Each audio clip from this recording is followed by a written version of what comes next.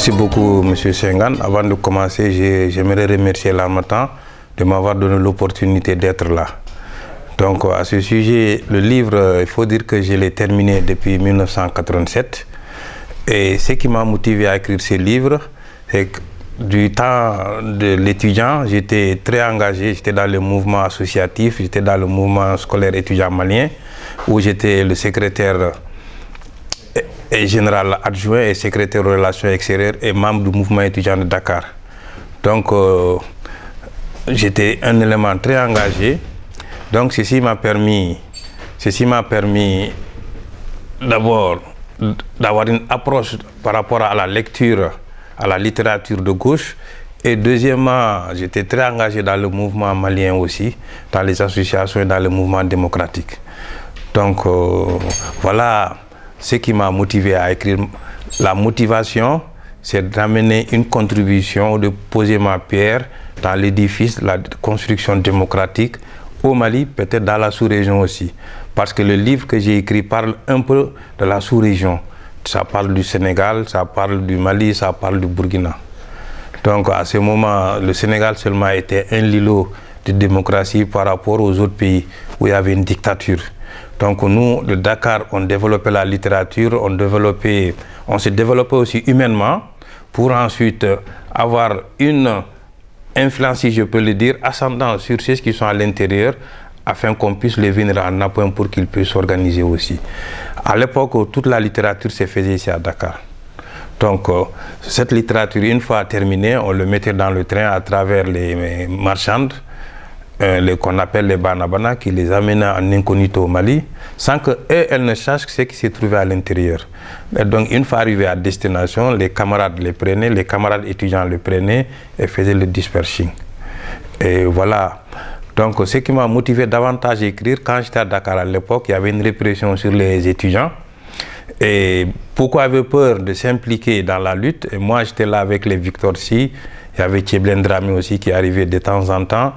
Mais il y avait Doyen Diarra, il y avait Suleiman Kone qui était là. Eux tous étaient des doyens par rapport à moi. Et celui qui était ma classe d'âge était Toto, Seydou Badian Diarra, qu'on appelle Toto.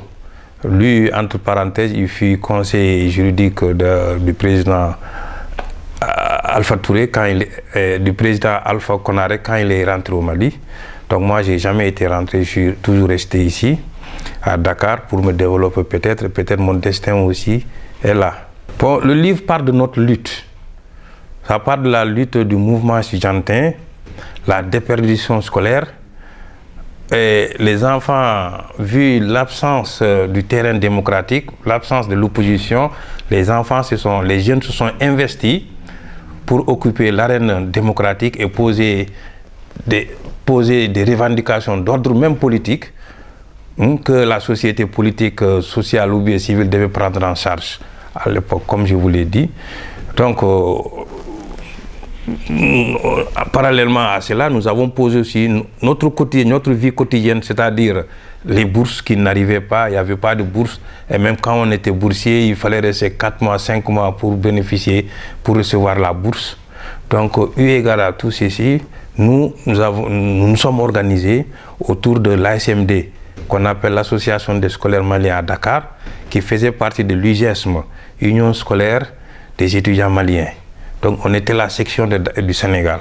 Et la section du Sénégal a beaucoup travaillé pour d'abord se développer, ensuite développer ceux qui sont à l'intérieur, ce qui a abouti à la naissance de l'AIM, que Omar Mariko fut le premier président. Mais ici à Dakar, on s'est développé.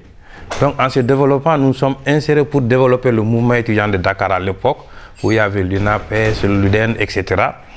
Et nous avions travaillé. C'était à l'époque où Jean Collin était ministre d'État très fort. Après, suite à nos mouvements, à nos revendications, notre secrétaire général même a été renvoyé du Sénégal. C'est Toto. Là, il s'est retrouvé ensuite en France. Donc, ce qui m'a motivé à écrire, surtout, quand j'ai été témoin de tous ces événements, est que dans l'association, j'étais secrétaire général adjoint et en même temps secrétaire aux relations extérieures. Et j'animais aussi le journal de l'association du nom de Benkan. Donc, il n'y avait pas beaucoup de personnes qui écrivaient, donc il fallait écrire, il fallait animer le journal. Et donc, moi, je me donnais le plaisir d'écrire des articles, souvent à mon nom, souvent je mettais des noms d'autrui, pour au moins faire vivre le journal. Et c'est ce qui nous a amené à sortir en 2 ans, 4, 5 numéros que nous avions déposés des doublures au niveau de l'IFAN dans leurs archivages. Donc là, le fait d'écrire ces articles, le fait d'écrire des poèmes militants, ceci m'a vraiment motivé davantage à écrire pour être témoin de l'histoire. Et donc voilà pourquoi j'ai commencé à écrire et pourquoi j'ai écrit aussi.